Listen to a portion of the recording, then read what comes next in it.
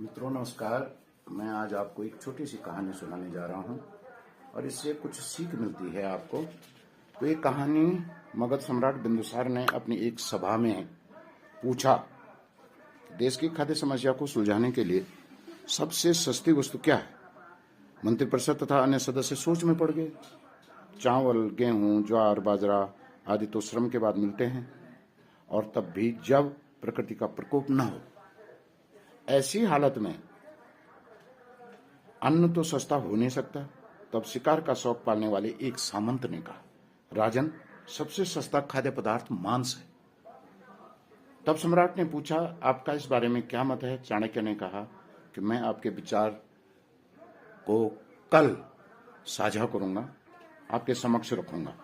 रात होने पर प्रधानमंत्री उस सामंत के महल में जा पहुंचे। सामंत से उन्होंने कुछ जवाब दिया।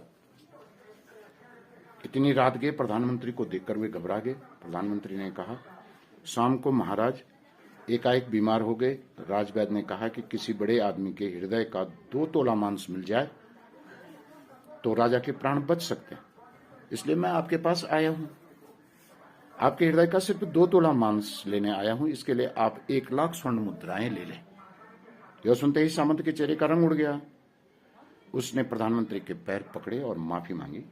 उल्टे 1 लाख स्वर्ण मुद्राएं देकर कहा कि धन से वह किसी और सामंत के हृदय का मांस खरीद ले।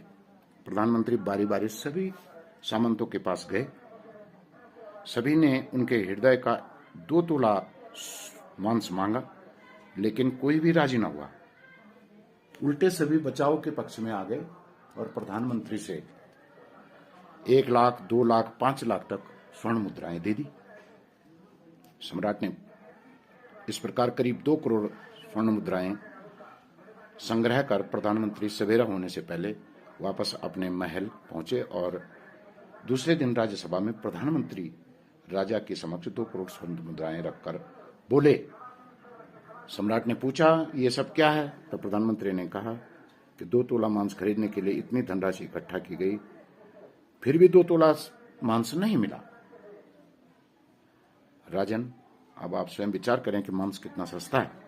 जीवन अमूल्य है, यह न भूलें कि जिस तरह हमें अपनी जान प्यारी है, उसी तरह सभी जीवों की भी जान प्यारी है, लेकिन वो अपना जान बचाने में असमर्थ है।